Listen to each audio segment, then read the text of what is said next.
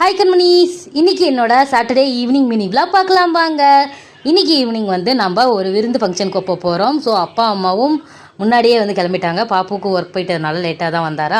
So நானும் பாப்புவும் கிளம்பி வீட்டுக்கு போகிறதுக்குள்ளே டைம் கரெக்டாக 6:30க்கு மேலேயே ஆயிடுச்சு. ஆனாலும் இந்த தாறுமாறான சம்மரில் ஈவினிங் டைமில் இப்படி ட்ராவல் பண்ணுறதே செம்ம சூப்பரான ரெஃப்ரெஷ்மெண்ட்டான ஃபீலிங்காக இருந்துச்சு. ஸோ அதை நம்ம சூப்பராக என்ஜாய் பண்ணிவிட்டு நம்ம இப்போது அக்கா வீட்டுக்கு வந்துட்டோம். எங்கள் அக்கா வீட்டில் தான் இன்றைக்கி கறி விருந்துடே.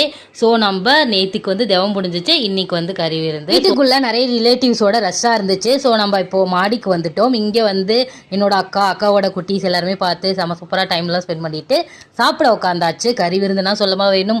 மட்டன் குழம்பு, சிக்கன் வறுவல், முட்டை, அது இதுன்னு செம்ம சூப்பரான டேஸ்ட்டில் சூப்பராக சமைச்சிருந்தாங்க. செம்ம சூப்பராக நானும் பாப்பும் அப்பா அம்மா எல்லாருமே என்ஜாய் பண்ணி சாப்பிட்ருந்தோம்.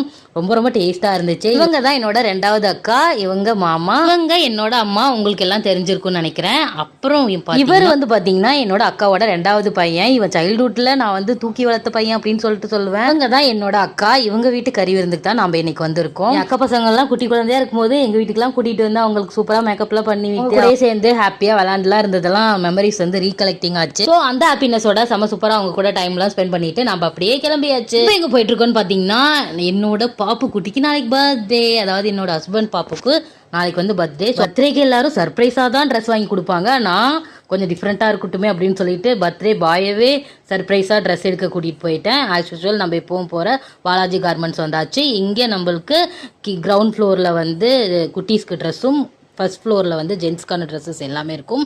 ரொம்ப ரொம்ப கலெக்ஷன் ரீசனபிளான ப்ரைஸில் நிறைய கலெக்ஷன்ஸ் இருக்கும். நம்ம உள்ளே போயிட்டு பிளைன் ஷர்ட்டு, டிசைனர் ஷர்ட்டு அப்படின்னு சொல்லிட்டு நிறைய ஷர்ட் கலெக்ஷன்ஸ் பார்த்துட்டு இருந்தோம். எனக்கு ட்ரெஸ் கலெக்ஷன் செலக்ட் பண்ணுறது கூட நான் ஈஸியாக முடிச்சிருவேன். ஆனால் பாப்புக்கு செலக்ட் பண்ணுறதுக்குள்ளே போதும் ஆயிரும். அவர் போய் ட்ரையல் பார்க்கறதுக்குள்ளே நான் மிரர் செல்ஃபிலாம் எடுத்துகிட்டு இருந்தேன். அதுக்கப்புறமா நிறைய ட்ரெஸ் அவர் போய் ட்ரையல்லாம் பார்த்துட்டு ஃபைனலாக இந்த க்ரீன் கலர் ஷர்ட் செலக்ட் பண்ணியாச்சு. அப்புறம் இதுக்கு மேட்சிங்காக நான் பேண்ட் செலக்ட் பண்ணிட்டு இருந்தேன். இது கொஞ்சம் பிரைட்டாக இருக்கிறதுனால லைட் கலரில் பேண்ட் செலக்ட் பண்ணிட்டு இருந்தேன். இப்படி ஆப்போசிட்டாக நம்ம கலர்ஸ் சூஸ் பண்ணும்போது ரொம்ப ரொம்ப கான்ட்ராஸ்டாக சூப்பராக இருக்கும்.